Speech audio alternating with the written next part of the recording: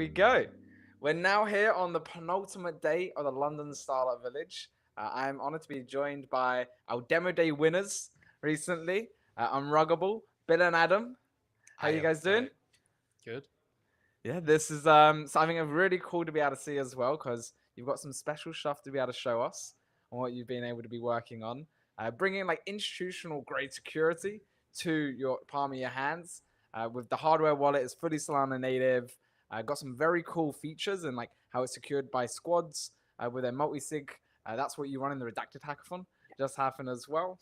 Very strong push into Colosseum. You guys are already mentioned in the last couple of those. And so this is then like a big final one to be able to like push it all out. And I've been like it's been quite fun. I don't know if you've been following, but on Bill's he's been putting out his posts about how it's just been shipping and it's been created, literally been hand making these hardware wallets. So why don't you just give everyone just a little bit of a story about you guys selves and a little bit about how you consider Unruggable. Hi guys, my name's Bill. I'm the founder and lead developer of Unruggable. At this point, I'm probably the machinist as well, to be honest. And Adam here is my co-founder, and we met, I think, 3 years ago now. September 2021. Yeah, so this was the good days after the Gen Ape Academy mint. So I was running some bots there, and Adam had just got into the NFT space, and we met on Twitter, and he was asking me some, bit of help with NFTs and things, and we got talking, and I was on Ethereum at the time, and then I wanted to move to Solana, and I saw Bill actually posted a tweet about how he made money in, like, I think it was SMB or Degen Apes, and I reached out to him and said, like, this Solana stuff's really cool. Can you help? Can you onboard me? And he onboarded me, and literally since September 2021, after onboarding me to Solana, we've been working together with, There we go, special. And then we picked up our artist Apes, who's the third member of our team, who's in the Philippines. So Apes is the mastermind behind the branding and the graphics, and we met him through, I think, Twitter or some fan art that he did. Azuki fan art, and then from there, that's the team of 3 that we had, and that brought us to Matami. That was the branding NFT that we did. So that was some fun smart contract stuff based on ordinals on Bitcoin. We shipped that, and then we were sitting there and we were like, what's next for us as a team? Great synergy, enjoyed working with each other. We'd already delivered, and then that's what led us to Unruggable, which has been, I'd say, a labor of love for the last year at least. So Unruggable is our attempt at a hardware wallet designed specifically for Solana with some features that we know as first-hand Solana users that would be helpful. So I think we've pivoted 3 times now to get to the final product. Yeah, we started off in the very first Colosseum hackathon it was like a terminal-based developer wallet, which you downloaded from GitHub, and the kind of premise behind that was it looked like an ATM. So the UI was like an ATM, and it was, again, at this point we were just like a little side project, kind of fun hackathon idea. After we got the honorable mention in that's kind of when we were like, okay, maybe we have something here. Why don't we keep building it? But the issue that we had with that was that it was a very developer-based tool. So I'm completely not developer-based. Bill is very technical. I like things being simple. That's why I do the marketing. So we kind of pivoted and said, why don't we try and make like an actual desktop app instead? And the hardware aspect was more of like an added option on top of the software rather than being a hardware wallet with which we are now. So then we entered the second Colosseum hackathon as a desktop wallet application for self-custody with the option of a USB hardware wallet. Got another honorable mention, was like, okay, how do we move this forward? Because marketing as a desktop self-custody wallet is a bit difficult.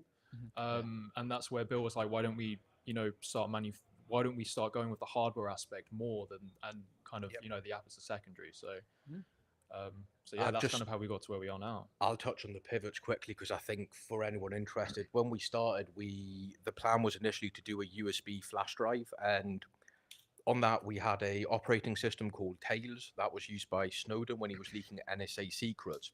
And the idea was that you plug in your USB drive, boot up your computer from that operating system, and then use the terminal wallet or the first version that we had. Mm. And Well, there'd be like a whole like Windows, like it's Yep. its own like Linux kind of like. Exactly. Yeah. Ah, okay. Yeah, And that's quite retro. the reason we pivoted was Like, we thought that, you know, that was a good starting point. We got to the MVP product, and that's what got us the honorable mention. But that doesn't work on MacBooks. So Cap Hughes got a MacBook yeah. with the new chips on. You're locked out, so we'd lose all our potential users on MacBooks, and then you'd only have Windows and Linux, and that just wasn't good enough. And then Adam, like you said, we've got this mix between myself being very technical and Adam wanting things to be simple. And we tested it with our parents, and we saw that it just wasn't user friendly enough, leading to the pivot. Then we moved on to a desktop app, and that was kind of right. We kind of think we know the hardware now with the USB. How do we do the app to get it to work appropriately? You know, make it user friendly and easy to use. So we ended up doing the app, and that was the second honorable mention that we did for Colosseum. And you know, we then moved the hardware to a single board computer, a Raspberry Pi. That worked again to an MVP stage, and we brought it down this when we joined Super Team UK, brought it down here, and we got invaluable feedback, I'd say. I mean, it was a bit brutal because we realized that the product wasn't ready at that point. You know, we tested it with over 50 people here in London coming down, meeting the guys, and we realized that it just wasn't user friendly enough on the setup. You know, you need to plug in 3 cables. It was just too much. And that, you know, after like 6 months of development and, you know, researching the framework software and things, we ended up with the current iteration, which Adam likes it. It's plug and play. So you just put in a USB cable and you plug into your computer. It just works, which is ultimately simplicity is really hard to achieve. And that is how you know you've got a good product. So, you know, once we got the firmware done and, you know, here we've got the prototypes, we then came down to, right, we've got the kind of the user experience there. How do we make the product look nice? How do we differentiate? How do we stand out? And that's what led us to these full metal devices. So here I have the prototype from Demo Day. So it's a aerospace grade aluminum, and we manufacture these in-house. Well, that's the plan. And that's our current iteration, kind of the journey of pivoting to get us to this point. I love it. And like, so let's dive into this then. Do you want to like open up what you have here, show everyone a little bit what it looks like? So currently this one is a magnetic model, so it comes apart quite easily. The magnets are quite strong. So running through how the device works. So the base of everything is an ESP32 circuit board and microcontroller. These are very widely available for retail purchase. They're used in pretty much any Internet of Things device, which is quite a hot buzzword. Yeah. So sensors, Give me some IoT devices. yeah, some IoT. Everyone loves a bit of IoT, but should have put some AI in. That's what we were missing. But AI powered IoT hardware wallet. yeah, the beauty of having something that's retail available is that there is no supply chain risk. So what I mean by supply chain risk is we've seen a couple of different events or instances of this. The first one was Solana Web3.js got poisoned, I think 4 or 5 months ago. So that was quite a low level hack. It could have been catastrophic, but it got caught well in advance.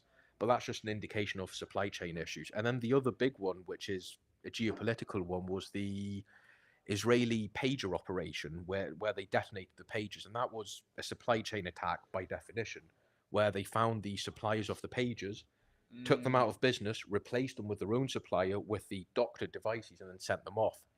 Adam also keeps an eye out on like security forums and with new instances. And we saw someone recently, I think, the guy who bought the wallet. To be fair, he's a bit of an idiot. He bought a hardware wallet from TikTok and then got all of his assets hacked from. I mean, you're kind of asking for it at that point, but he lost like, you know, I think it was over $150,000. And like people don't necessarily know this. And then when you talk about making it simple, is you should be able to buy these stuff on TikTok Shop, and you should be able to know that I'm safe. And in our industry, because a big part of even how you guys are being able to share this is the idea of self-custody, and you can look after your assets and you 100% own everything that's in that wallet. You 100% own. And that type of education also brings on a level of maturity and risk that the person holding the funds need to take into account, which they haven't had to in like traditional TradFi world, where I know the bank looks after it and I'm insured up to 85K and it's in there, it must work. and then they've got ugly processes behind the scenes that make it all work and to move money around.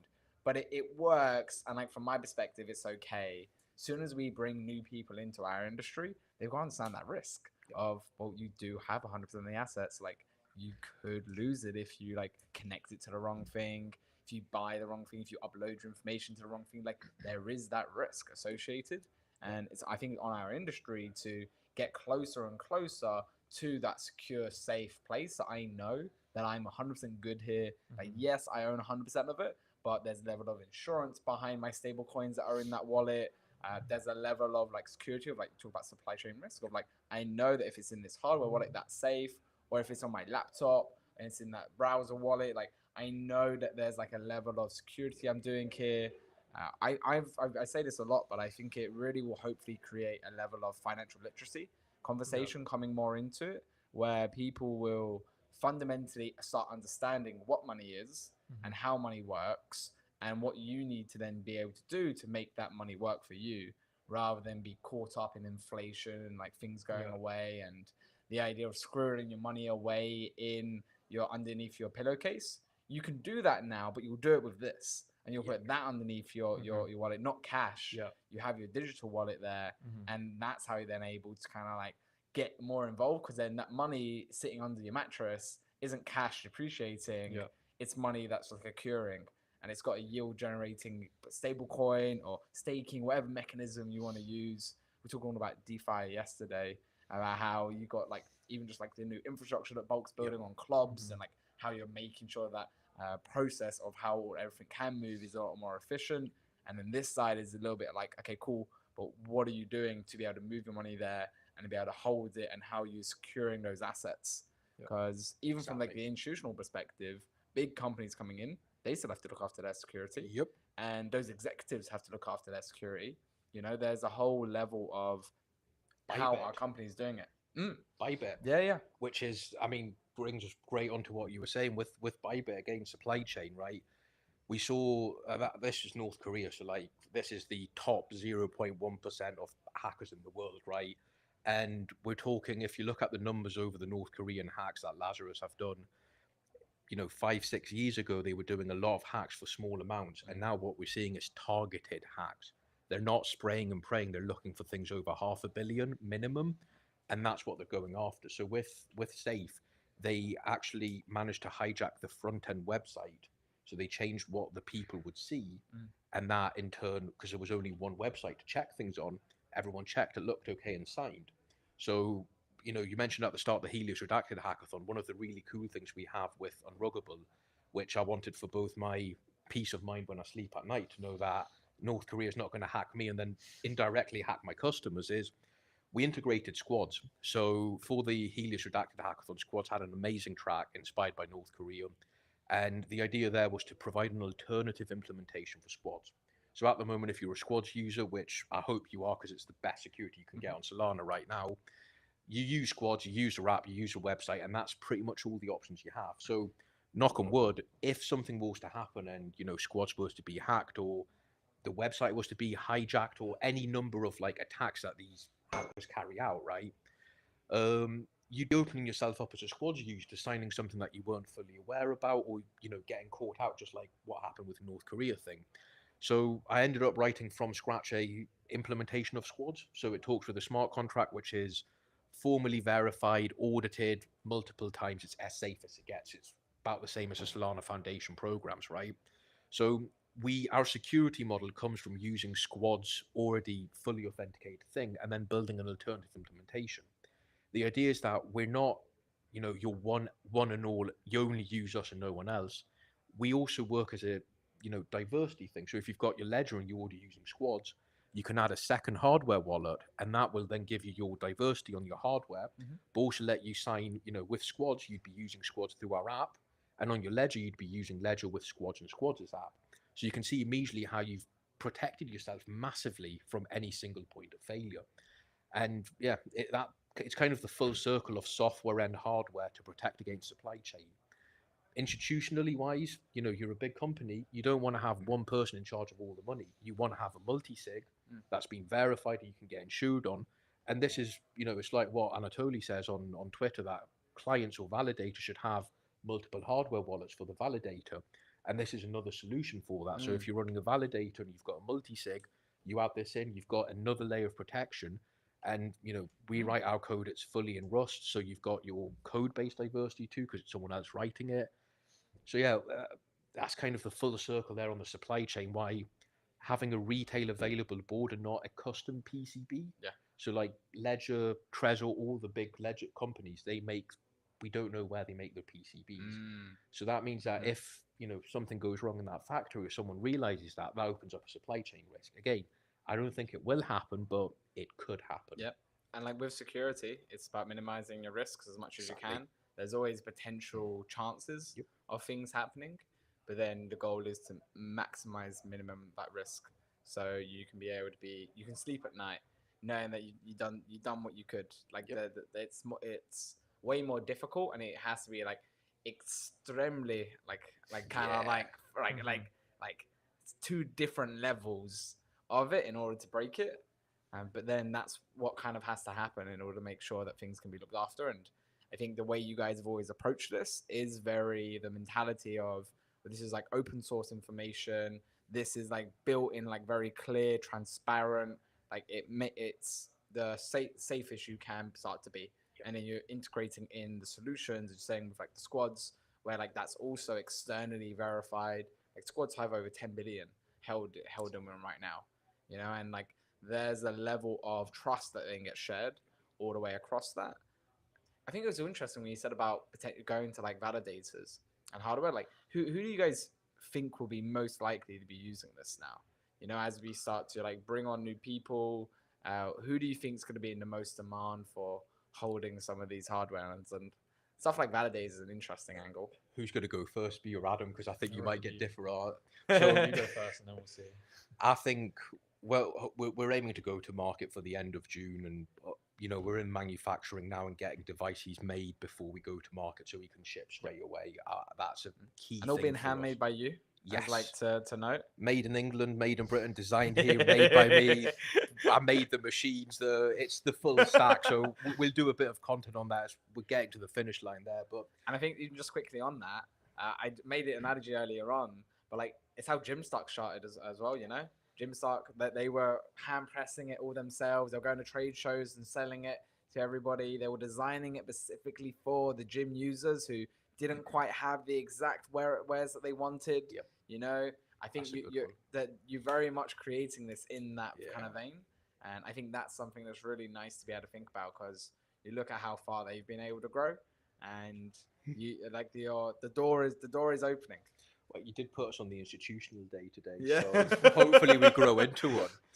But it's for the history books. Yeah, going back to our users, right? I think in our first batch we're going to have a bipolar distribution. So it's going to be two edges. We're going to have people that want a very easy thing to use. My dad, for example, right, where he wants something that's on guardrails, or he's in a sandbox where he can't click the wrong thing or connect to a website or buy a scam token that's been come up on the hot ones. So I think it's going to be for those new users that are scared by the complexity of other wallets. Like an interesting parallel there to think about is, if you look at regulation between UK and US, and what's slightly different is, one thing the UK does is it takes a consumer protection approach. What the US does is a business protection approach. Yes. And so what you talk about there is almost like this consumer protection approach. So there'll be a bunch of people where it's like, I want to like just make sure you're okay. You're safe. You live in your little bubble, and that's okay. Because like you're good there. You don't have to worry about any of this stuff. You have very simple needs, and there's a very simple solution to your needs. We don't need to try and overcomplicate things. You just want a safe place to put your money, easy access to it whenever you need it, and you can then deploy it, and you can know that if it's in there, it's safe, it's growing, and you're okay. You can put it under your mattress. You've got other sources of funds that you'll hold as well. But your rainy day fund is building up, and that's absolutely secure, safe. Nobody can stop that. The internet dies or the world goes anew, that there's money there that you have 100% access to. If you ever need to be able to tap into it, it's like the ultimate rainy day fund for you. And like that's almost like mostly what you use it for and then there's like probably like a middle ground who then like I actually do want to like spend it more often. And then that's like as things grow. And then what would you say is the other end of that spectrum Well, the other end is we've already seen people do it. So Adam's been doing some great biz dev, and through Solana's Deepin group. So on Twitter, we're active in that, and then Adam's been talking to developers and doing some DevRel. We've seen a lot of people who are, makers like me or tinkerers that have ESPs or microcontrollers. They've downloaded the firmware, it's open source, so they've plugged in their own ESP and flashed it themselves. So they've made their own hardware wallet. And I think we're going to see, like I said, users that just want I plug it in, I put my money on it, I take it out, and I'm done. And then we're going to see developers that are going to like the open source approach. We had an open source contribution last week on the squads package, which I was chuffed about. Someone came in, reported a bug. I went, I'm under the gun. I've got manufacturing. I don't know if I'm going to. Came back. Adam's like, when? Yeah. I got a release date. We are posting, motherfucker. And then I go back 4 days later, and the guy's put in a GitHub merge request, and he's fixed it. And it's, it wasn't easy stuff. It was complicated things. So I'm going to have to go through and make sure it's not something dodgy. But it was really nice to see that. So I think for our first run, we're going to have that mix between people like my dad, or people that just want a simple solution, or people buying it as a gift to onboard people. And then developers or more tech savvy people, which I think the last people to come in would be that middle group where, if you're already really confident with Phantom and you're trading meme coins and you're in that kind of that separate part of the crypto game, because crypto it's multi-branching. You can pick so many different avenues to go: cryptography, trading, whatever you want. It's great. But I think those would be the users that come over last, or come over when we go into a bigger production run and we fully validated, and they can better see the value proposition for the problems, as opposed to developers and brand new users. I don't know what you think. No, I think it will be the same. Like Bill said, we've been having a mix of chats between people who are more tech based and more kind of, I just want a hardware wallet that's simple and easy to use. For me personally, like I think it's changed. I think before we had this app update, we've kind of updated our UI now on the mobile app because we've the hardware and we're doing it in house. It takes a long time. It's a lot of work to do. Like even just creating like one wallet, it's a lot of work, and we're working on scaling that up so we can start doing them at a quicker pace, and obviously to just ease the process on Build so we can focus on the right things. But obviously it's not just about the actual hardware, it's really about the software, because the ultimate problem that we're solving is the user experience for Solana users with existing hardware wallets. So the app and the software side is extremely important because that's the whole user experience. At the end of the day, the hardware is just what makes it look really cool. It helps us differentiate it and give that high quality feel, which is what we want. But we kind of did a bit of an iteration on our software side, because I said to Bill, with the app that we had before, I said to him, I was like, Bill, this isn't good. It's not that it's not good enough. It wasn't good enough. Well, it wasn't good enough. The tech side of it, the UI of it. I was like, Bill, I wouldn't use this because, like I said, Bill and I come from different perspectives, which is why we work so well together. Is because he comes from that like developer technical. I come from the marketing, just keep it simple kind of thing, and we've kind of managed to merge it. So I said to Bill, like, look, we need to make our software look better, basically. So that's kind of where we came up, and we were up here at what was the one Build Station last before the hackathon, and we were there at like 1 a.m. in the morning on the first day, and we were like, I showed him a picture, and I was like, this is what I want our app to look like, and it's more of like a Phantom kind of hot wallet style app that people are like. The reason for that is because Solana users already are familiar with that. So that's kind of, and it looks as simple as you can get. That is just literally the simplest you can get, and it's something they're familiar with. So we don't have to kind of have that onboarding process, I guess, of getting used to it, because they're already used to that kind of style of UI and user experience with wallets that they've used for years with Phantom and Solflare and Backpack. So I think that's just going back to what you said. I think that will kind of maybe add a bit more people who aren't necessarily too technical, who just want that kind of, look, I have funds in my hot wallet, so I don't want to keep it in there anymore. I want to keep it in a wallet that's easy to use, and the existing ones are just a bit too I'd say a bit more complex to use if you are just a Solana kind of user, I guess. So What I would add to that, one thing I really liked was when Adam said to me about the apps. Obviously, it's my baby, right? I've made this thing from scratch, but you've got like when doing a business and trying to go to market, you've got to be realistic. So when we redesigned on the demo day, you could see the difference when you take it up and people see that familiar layout that they've seen from Phantom, Solitaire, and Backpack. They already know what they're doing. It's not new, as in like I always take my dad as an example as someone who came into crypto having known nothing and then got given a phantom wallet. And it took me 3 months for me to get away from the fear of he's going to ring me at night and go, "Oh, Bill, the wallet's empty. I've done something wrong," because he has it on his computer and tab, and he uses that Yeah. for his daily life. So, Which happens to a lot of people. Yep. You know, my dad's done it. You know, like Yeah. it can, because you don't know when you get the link. Exactly. You know, you're like, what do I do? And he's like, well, luckily from my dad's side, he basically lost the money that he made on NFTs. So like very like Net 20, zero. yeah, like 2021, I got him to like he cost a couple hundred, but like it Mm. felt then like a lot more because he actually lost a couple thousand Yeah. that was in the wallet, but he only put in a couple hundred because I got him to like buy some like good little NFTs back in 2021 that he then exited and he actually got a sale in it.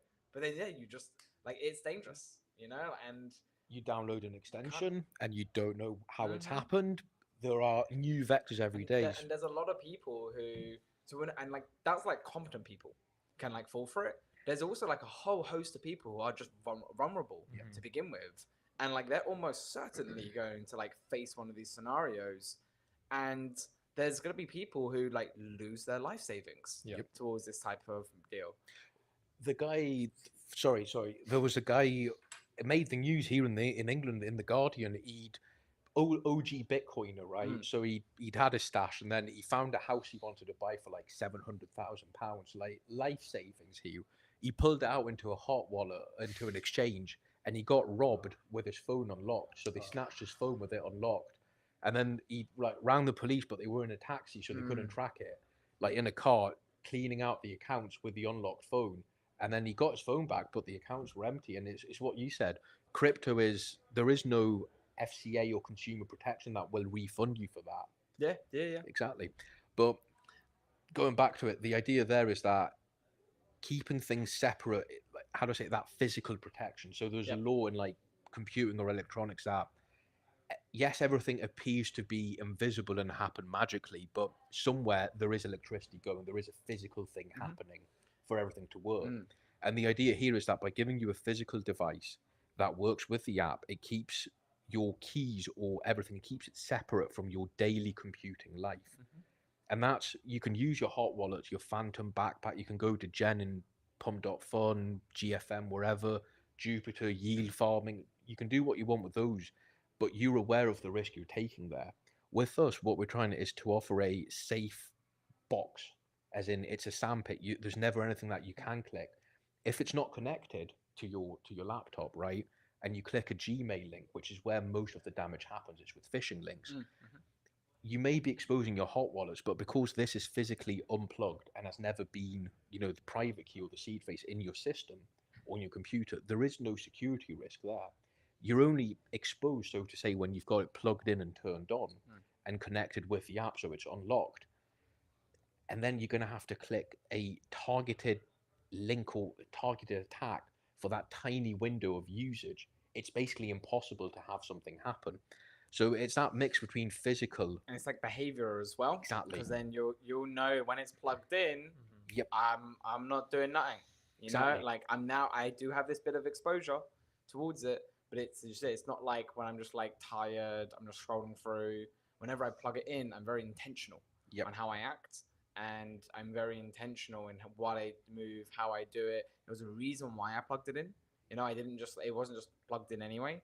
You know, I specifically was like, I need to do this transaction. I specifically need to move this around. So now I'm intentionally go ahead and doing this. And that's spot on. It's that bit. Most hacks don't happen because you've got some 1% hacker coming after you because you've got a couple of 100,000 stashed away in a wallet. They happen due to behavioral issues. So they press you when you're tired. They'll try and fish you. They'll try and create an emergency. It's what happened with the Clinton campaign back in 2008 with the staffers, where Russia would literally just send out emails at 4 a.m. saying there's been a family emergency, you need to reset your Gmail. Someone was in Hawaii, out of the 121 person fell for it because it was 4 a.m. in Hawaii, and he was just clicked the thing and it looked legit, and that was it. They went in. So it's that intentional thing that we're saying here, that you've got to plug it in and do something. And that's where the UI UX came in, where Adam was pushing me, because it has to be simple enough that it's not going to be a barrier to you. So that's kind of the problem that we're trying to solve, and then the app just keeps things familiar. One thing I did want to mention, actually, on that note, one of the things that we see a lot is on, if you send a transaction on Solana, everyone who uses Solana will have seen it. You send the transaction, then you receive LAMP ports, don't you?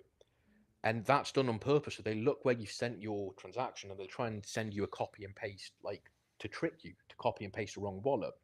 So in our app, when you go to send to a wallet, we show you the balance of the receiving wallet. It's such a simple UI UX thing, but none of the big wallets have it at the moment. Yeah. And why we do that is whenever you're sending money, you always roughly know how much your wallet, where you're sending it to, has. If you're sending it to yourself, or moving from a secure storage to a phantom wallet or backpack or a hot wallet that you're going to degen with or withdraw to Sex, you know how much money, how much Sol that wallet has, and you want to see that and know that you're not making a mistake. I would maybe even try and go one step further with that as well, and seeing how you can use on-chain analytics tools to get like some sort of name or some sort of additional verification behind it. Because you get this with like normal banks at the moment. So if I want to, like my Monzo, and I want to send some money to somebody in a new pay, I will put in their details, and it says business or personal to begin with. And it will check. It was like, well, actually, this isn't a personal account, or this isn't a business account. And it gives us a very click, like I put all the information in, and then click next, and it comes up a little pop-up, and it just lets me know if it is not right. I can just click one button and say, oh yeah, no, update it to like the business or personal, and bang, there you go. But then it also tells me as I write it in if it's a valid one or not. So even before I can then click through to that stage, it doesn't let me if it looks it up and says, oh, this is actually invalid towards it. Now, there'll be a level of one with any wallet, you can send any money anywhere. So it can't necessarily say that this isn't invalid unless it's just literally not a wallet, which could do, because actually this isn't a wallet address, but then it wouldn't send anyway. But even when it is a wallet, being able to have this like scanner on the background, be able to make sure it's like, well, is this a known scammer wallet? Has this been flagged before? Have you interacted with it before? That's another good one. And there's this like new rules for that kind of like, what's the gold standard for evaluating a wallet to be able to send towards, which helps make sure that, because people still get done on, I haven't necessarily clicked the bad link, but I got done by sending this off to the wrong address. Yeah, my mate literally just did that a month ago and lost. He was about to buy a new car and sent it to the wrong address, and he didn't send a test transaction. So he sent like $3,000 to the wrong address, and then that's definitely something that we do want to look into, and it's kind of similar to why we did the transaction introspection stuff, and why we're adding like an address book or things like that, so that you kind of if you want to send, because like for me, for example, if we get like a salary or anything, I always send it to the same address. I'm that person that I will literally do like 20 test transactions before I send the main one. So if I have like an address book or what you said, or like the transaction inspection, I think that's a good. I think it may be super interesting to look at some of the neobanks and like how they have their UI, and almost like try and mimic what that looks like. Because as an industry, we need to get closer towards that, and like even like small things that you said, the address book. You don't get those on the other wallets, really. Yep. We did have multi-currency support as well, but then Phantom came beat out us from to us it. on that.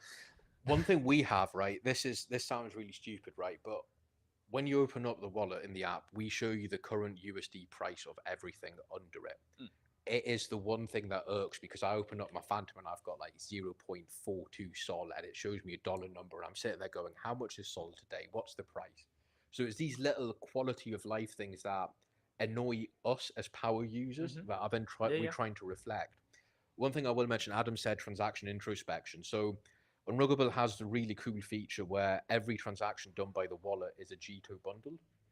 The reason behind this is twofold. Firstly, you get a better user experience. So if we rewind back to, I think, a year ago now, maybe a little bit more than that, there was a period of time Solana had outages, if you remember. And that was Dark ages. Yeah, that was the one time that the developer wallet we had got usage. Not from people testing it, but from people needing it because it solved a problem. So what we had retail customers that they didn't even know what G2 was, and they couldn't get transaction through using Phantom Backpack because they all used RPCs. G2 though, transaction was going through, so anyone that's using bots or MEV and things, they were life as normal. So we saw, I think, over 200 users in a 2-day span. So this is like 1,000% increase, simply because we were the only usable software for consumers that would be able to land a transaction. Just a simple transfer of money. Yeah. Just because it had G2 in. So we've got G2 bundles in, and then the firmware, so the code that lives on this, that makes a hardware wallet, that will refuse to sign transactions that don't meet the specification. Cool. So it's if it's not a bundle and it's not following the way it's been coded in from the app, it refuses to sign it because it suspects if you're not using the app, either you're a developer and then, well, you can update your firmware and that's up to you. But if you're a consumer customer and someone's not using it with the app, it's probably been stolen. Or you might have taken it to your electronic shop for someone to have a look, or a mate of yours trying to do something funny with it. You don't want the wallet to kind of betray you. Yeah. The other thing I put in this week, I Adam. don't want it to betray you. Yeah. That'd be funny with a frog. You know, you could do something cool with that. Of like, you don't want your wallet to betray you. Yeah. That's But- a good comic. On that one, like Adam does know this when I put this in this week. So when you set the wallet up, we've usually always this balance between security and user experience and usability. So the first time you plug it in, it'll generate its own brand new wallet, or its fresh wallet, so to say, and that one's not encrypted, and that's done on purpose. So say you lose your wallet, it gets stolen, or knock on wood, you get into a situation where someone's demanding you unlock your wallet and hand things over, which we have seen happen. It's not a negligible risk. It's a tail risk, but if you're one of those people, you should be aware of it. So the idea there is that by offering the initial wallet being non-encrypted, and then you can have your at-rest encryptions, it creates a kind of a buffer or a fake wallet. So if you're ever in that situation, you've got your normal, wallet that you plug in, that you can maybe keep a little bit of funds in it as a protection, so to say. Obviously, ideally, you use your squads and multi-sig to protect you from a single point of failure, but you always want something there to kind of try and de-escalate a situation or give low-hanging fruit. So if you've been compromised, most likely your non-encrypted thing is going to get compromised first. You've got a little bit of action time to try and protect whatever is, encrypted or better protected. So you want to give some low-hanging fruits, and that's a feature which I think it goes back to that behavior that you said, where we're trying to look at it from a behavior point of what are the risks that people are running into, as opposed to, because we might not have EAA L6 security chips like the big companies do, but we try and benefit the user from things that they will actually see in their day-to-day usage, as opposed to things that are do you know if your ledger is EAA L5 or 6? Do you care? No. You just want something that's going to be secure and kept things offline, air-gapped and protected, both against physical and cyber threats. And I think that's the important part, trying to protect against both things. Yep. There's something to be said though on like default stuff. So most people will go to the default. So if there's a default non-encrypted wallet, then you would actually have a good chunk of your users who only have a non-encrypted wallet, and there'd be a good group of them who put all of their money into that non-encrypted wallet. So the education within that as well, and even when you're designing the product too, like the psychology behind how people operate and how they'll consume it becomes really important. And then what's quite fun here is that you're building at the frontier of it. Like there's this kind of like air to, we're still relatively early in the industry towards it, and there's still gaps in how people are building these certain products. This is like the first full Solana native one, and you said you're building it with these additional features like transactions gone Judo bundles. Like there's a bunch of these in different spaces that you're being able to implement them with the squads multi-sig side to it. Even how you talked about manufacturing, reducing the supply chain risks.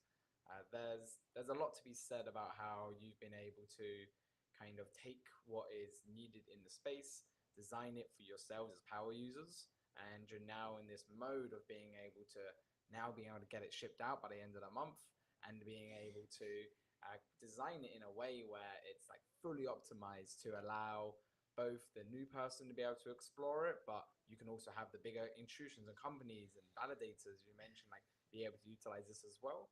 We were talking yesterday about like the DeFi, and a big thing that was being echoed with how Bulk are building their club and the centralized layer is that it's designed to be like open source decentralized, where both the layman and the institution will both be using the same technology because the tech stack is the same, and that's like the place to get to. And I think you guys are doing some really good work to be able to bring that into the palm of people's hands. Bulk got it right. For me, they're the first, like, it's because I read through like the docs and things when they released it.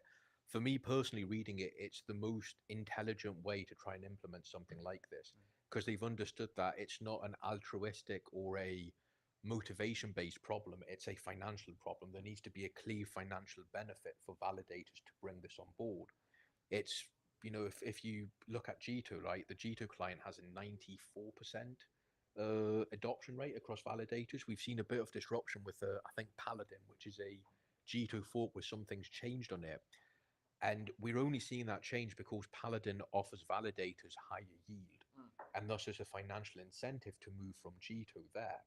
And this is the argument with Firedancer. When Firedancer comes to market, it might not have the same adoption, but due to it packing more transactions in, you know, if you can double how many you fit in a block, your validators double their earnings.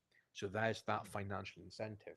Bulk is the only one that's kind of solved that issue of we're going to avoid a layer 2, we're going to go to the layer 1 and go after the validators. Because a layer 2, in my opinion, is doomed from the start. Unless it's for gaming, layer 2s make sense because it's very specific. But if you're looking at trading, why would I go trade on a layer 2? I want something that's specifically for trading. And that's what Solana was meant to be, Nasdaq. It's why Hyperliquid, I think, also got such good interest because it's custom built for one thing in particular. And again, that philosophy goes back to what we're trying to do. Instead of trying to do all the cryptos like Bitcoin, ETH, we just want to do Solana, which is, again, it's so different due to its cryptography, the way transactions work, the way signatures are. It's a completely different engineering challenge.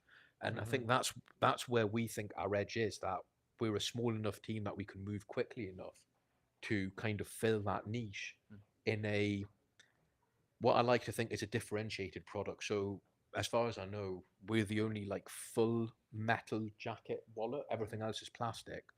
And we debated doing 3D printing. So our Capsine, we've had some 3D printed prototypes, but they don't feel as good in your hand. Sounds special. Exactly. Yeah. And we want something that we like. You know, end of the day, that's how the product came out. So that's kind of our approach with it. So price point as well, I think for full metal, we come in at the cheapest out of all the hardware wallets. Not that not being cheap is a good thing, but we think we're competitively priced for what we offer. I'm still liking the idea of doing some like really custom artist designed, you know, premium high quality, like well they're all premium high quality, but like that kind of idea of like a super special one that even you're auctioning, you know, like you're really like being able to turn them into modern works of art and functional modern works of art. Like I think there's also like cool things to be said there because like your branding and everything is built around the anime character, and even how you're trying to tell the story of Unruggable, you're telling it through the story of the characters, and you're telling it through that kind of way of like, because security at the end of the day isn't as sexy as a lot of things. Like it's like so important, you know, because like one of the most important things, but you're trying to then sell that to somebody who doesn't necessarily fully understand it to then understand the importance of it to begin with. They kind of get it, they know, but like to really make them care and love it, you gotta like appeal to their emotional side. So telling the story for those characters, and I think some like unique modern artwork pieces as well, like fun to be able to push that out. And yeah, you guys shipping at the end of the month. Where can people go if they want to like sign up and be able to be waiting to get their hardware wallet?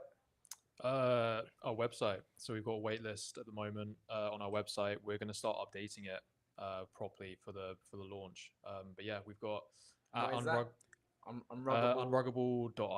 Unruggable.io. So yeah, well, hopefully we'll start taking pre-orders kind of end of June, maybe July. And then yeah, we're going to do the plan is to do a smaller kind of developer unit, take the similar model that Solana Mobile did with what they did with the very first Solana Mobile, where they did a developer unit. Yep. Kind of use that more so for like user testing, feedback, and also to make sure that we understand the process before we start scaling up. Because I think Bill and I have been having conversations about, okay, do we do like a 4,000 or 5,000 supply run for the first one? Do we do a smaller one? And I think we've kind of come to the decision that for the longer term benefit, that doing a smaller run where we can test the process in terms of the manufacturing, in terms of the shipping, in terms of the customer service, in terms of everything, and getting that user testing and feedback. So yeah, we're hopefully going to do a run of about 420. Obviously you got to choose that number because crypto and stuff. And then we've got some really cool packaging as well. We're going to get some cool merch made up. We just literally just got some new designs through from our artist who does all of our branding and marketing graphics and stuff. And yeah, we're excited to start kind of getting onto that next phase and actually getting people using the product and getting that testing and feedback so we can make the best product we possibly can. No, it's super exciting, and given like a very limited first run, I think also makes a piece of history. I'm a big fan of like trying to, whenever you're building a company or a community or wherever it is, it's like how can you build something like canon history in whatever industry and niche that you're going into. So this first run will be super rare, super awesome for anyone who gets their hands onto it. We're still thinking about names, so if anyone wants to Yeah, give us if anyone has ideas, any we've got names, drop it in the chat. first edition, we've got the Unruggable A1, which stands for aluminium. AL1 as well, if you want to get technical. Yeah, so A1, AL1. So yeah, if you want to be a part of it and help us with making, the goal is to build the future of self-custody on Solana. That is our goal. Everything's moving to Solana. Solana is, in our opinion, the best blockchain out of everything. There's a reason that we've been working on Solana full time for 4 years now, basically. So we want to build the future of self-custody on Solana. So if you want to come and help us build that and come and grab a wallet, join our waitlist, and hopefully, July time we'll start taking pre-orders and then we'll get them shipped out kind of towards like that August, September time. And ideally. If you've got features that you want to see in the wallet app, please let us know. We ran a survey, I think 3 months ago. We got around 100 responses, and from there was a lot of commonality. So multi-currency was a big one. Private transactions, confidential transactions was also a big one. People were caring about privacy. So we're currently waiting on Anza to finish the confidential transfers, but I've set up a confidential transfer stablecoin in very early beta using Solana's newly unlocked and compliant confidential transfers. So just like squads, where people said we want a multi-sig and we want it secure, so we put squads in, we're going to be putting confidential transfers in to let you effectively anonymize your USDC or your stable coin when moving it into a centralized exchange to avoid tracking on chain. And this is done compliantly, and it's using Solana's confidential transfers. So if you've got features that you think you'd like, we had requests for trading bots. So we've got open source trading bot software that's available on GitHub. If anyone wants to have a look at that, it runs in the UI UX. Unruggable is kind of a platform, and we're hoping as we get feedback and we go into the developer run, we can offer users building blocks that they can choose what they want from their experience. Some people might not want a per se super secure hardware wallet. They might want a little self-contained trading bot that just runs the trading bot non-stop. And if you're a developer and you do trading bots, this is a solution for you where you plug in and just runs. So it's highly configurable, and like you said, it's right on the frontier. And it's why we do the dev run. We want to see what people think of the first ones, and if needs be, we'll adapt to what people want and what they say to us. Hopefully we get to those, and you could have me on for another podcast to talk to you about the manufacturing and all the difficulties that come with that and doing it in-house. But I think it's what we said, supply chain, we want to make it in-house for that security risk, and also just why not? Yeah, I think people will appreciate it more if it's kind of made in-house by the Solana native team. So beautiful. Well, I appreciate you guys coming and joining us. Thanks. No, thank Hi you at for the having London us. Startup Village. Sign up now to get your Unruggable when it ships. Thank you guys for joining us. Thank you for appreciate having us, everyone for guys. joining. Stay safe, guys. Thank you.